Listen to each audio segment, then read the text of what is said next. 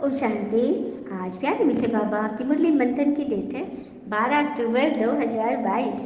तो आज मीठे मीठे बाबा ने अपने बच्चों से कहा, तुम्हें रूहानी कमाई में बहुत बहुत ध्यान देना है। सिर पर विकर्मों का बोझा बहुत है, इसलिए समय वेस्ट नहीं करना है। क्या कह रहे हैं भगवान? रूहानी कमाई अर्थात आत्मिक कमाई, आत्मा की कमाई में बहुत बहुत ध्यान देना है।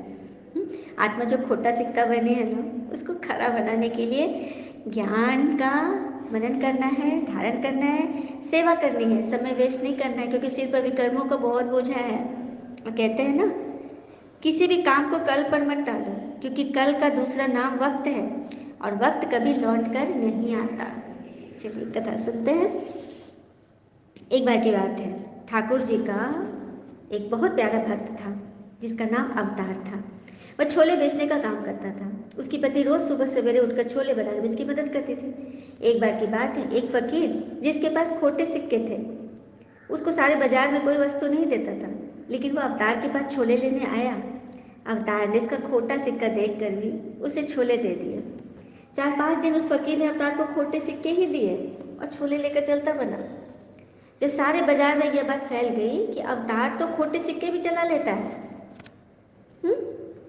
लेकिन अवतार उन लोगों की बातें नहीं सुनता था। बस वो अपने भगवान ईश्वर पर, ठाकुर जी के मौज में खुश रहता था, उनकी याद में। एक बार जब अवतार पाठ पढ़कर उठे तो पत्नी बोली कि छोले के लिए मसाले नहीं हैं, कुछ भी नहीं है, तेल वगैरह कुछ भी नहीं है। तो अवतार ने कहा कि वहाँ पे पैसे रखे, ले जाओ। पत्नी को क्या पता, वो खोटे सिक्के उठा के चल दी। दुकानदार ने कहा, ये खोटे सिक्के हैं, ये नहीं चलेंगे। पत्नी जब आके जब बोला तो वो अपने ईश्वर की याद में बैठ गए। अब बोले, भगवान से बात किए कि जैसी आपकी इच्छा मेरे स्वामी, तुम्हारी लीला कौन जान सकता है। तभी आकाशवाणी हुई, क्यों रे अवतार, तू जानता नहीं था कि ये खोटे सिक्के थे, फिर तूने क्यों लिए उससे। अवतार ने कहा कि मैं भी तो आपका खोटा सिक्का हूँ ना। जब आपने मुझे शरण दे दी है तो मैं किसी का खोटा सिक्का कैसे ले लूँ। थोड़ी देर में बहुत परेशानी होती है, भला मनुष्य, तेरा भोलापन, तेरा प्यार स्वीकार है मुझे। तू मेरा खोटा सिक्का नहीं बल्कि सबसे खरा सिक्का है। और उसी क्षण उस अवतार के घर में उसका एक धनी मित्र पधार गया और उसकी अवस्था देखकर उसने सारी व्यवस्था कर दी। अब ये बताने में जरा भी मतलब क्लियर नहीं करना है कि वो धनी मित्र किसने भेजा। तो देखा, यही है ईश्वरीय कमाई। यदि हम अपने खोटे आत्मा रूपी जो सिक्का है उसको खरा बनाने के लिए ये ज्ञान सुनते रहें, भगवान से कनेक्ट रहें, तो सारी व्यवस्था कौन करेंगे? पूरा ईश्वर करेंगे। प्रश्न, जिन बच्चों का ध्यान रूहानी कमाई में होगा उनकी निशानी क्या होगी? उत्तर, वह कभी भी झरमुई अपना समय बर्बाद नहीं करेंगे।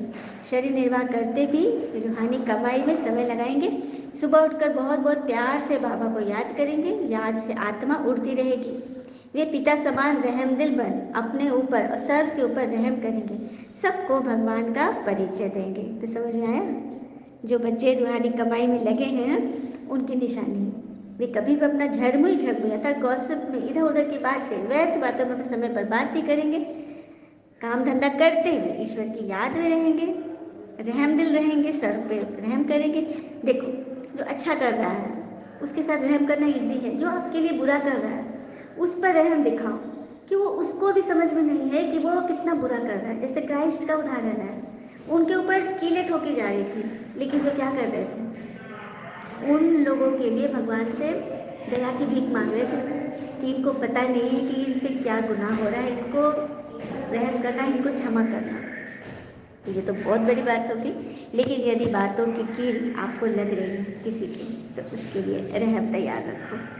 गीत है, तुम ही हो माता पिता, तुम ही हो, तुम ही हो बंधु सखा, तुम ही हो, जो खिल सकेंगे वो फूल हम हैं, तुम्हारे नैनों के नूर हम हैं, श्रीमत की दृष्टि सदा ही रखना, हमें भी अपने जैसा बनाना, तुम ही हो माता पिता,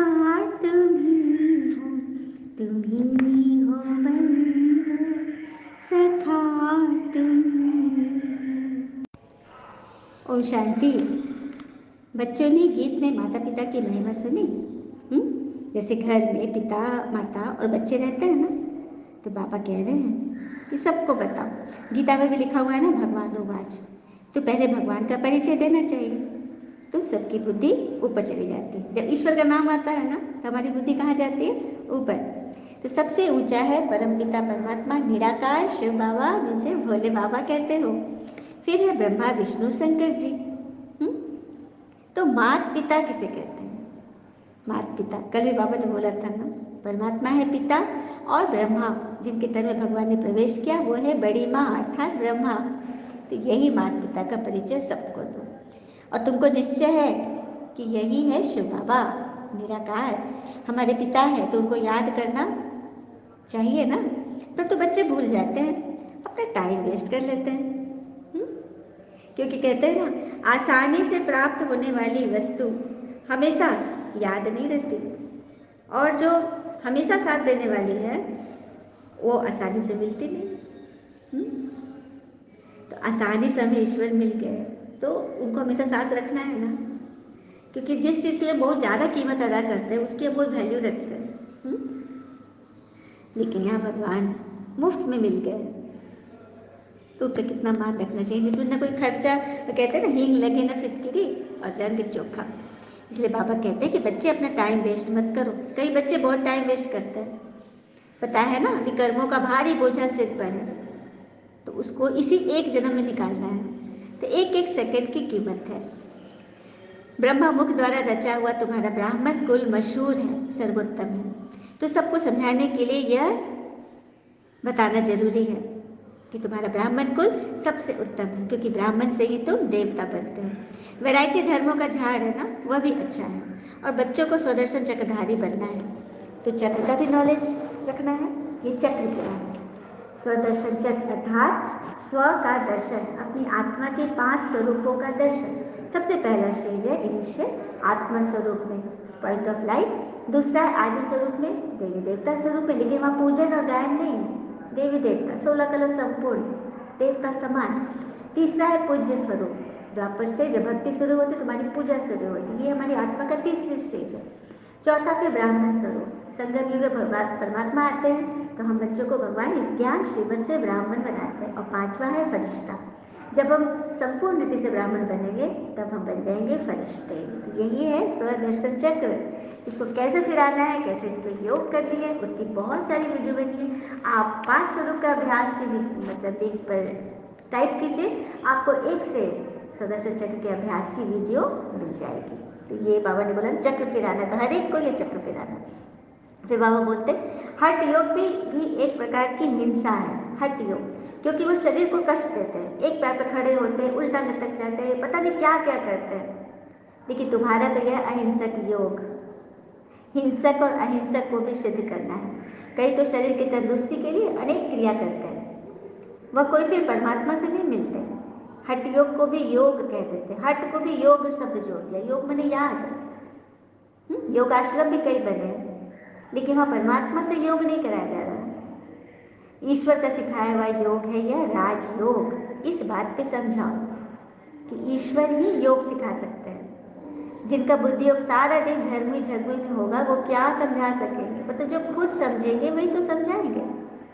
हाँ, जिनकी बुद्धि में होगा कि सर्विस करनी है तो वही करेंगे। 8 घंटा धंधा किया, काम धंधा किया, स्कूल कॉलेज आदि गए, तो फिर ये कमाई करो। यह है जिस्मानी कमाई, जो आप काम धंधा किए वो शरीर की कमाई है, लेकिन यह है ज्ञान रूहानी कमाई। तो इस कमाई पे बहुत ध्यान देना चाहिए, योग में बहुत प्रैक्टिस करनी चाहिए। सुबह उठकर बाबा को बड़े प्यार से याद करना चाहिए। जिनको बाबा 1-2 नंबर में रखते थे वह भी याद नहीं करते हैं। बाबा कह रहे हैं, बच्चों के रिजल्ट बता रहे हैं, जो मेरी नज़र में 1-2 नंबर में है वो भी मुझे याद नहीं कर रहा है। तो बाबा क्या करेंगे? तो याद करना है, याद से ही कमाई होगी। बाकी आत्मा तो याद से ही उड़ेगी, ज्ञान से थोड़ी उड़ेगी। आत्मा किससे उड़ेगी? याद से उड़ेगी। कल एक आत्मा से बात भी हो रही थी, योग में बल है, योग में शक्ति है, परमात्मा की मदद मिलती है। तो आत्मा ज्ञान से नहीं, योग से उड़ेगी। बाकी ध्यान आदि में तो ज्ञान की कोई बात ही नहीं है। फिर बाबा ने बोला, गांधी जी भी कहते थे ना कि राम राज्य हो, अभी तो रावण राज्य है। इस पर भी तुम समझा सकते हो। चढ़ती कला तो परमात्मा ही करा सकते हैं, बाकी सब तो एक दो को गिराते ही रहते हैं। देवताएं भी गिरते जाते हैं, ये भी बात सच है। सत्युग में देवताओं का जन्म हुआ, लेकिन धीरे धीरे एक एक सीढ़ी तो नीचे उतर रहे हैं ना।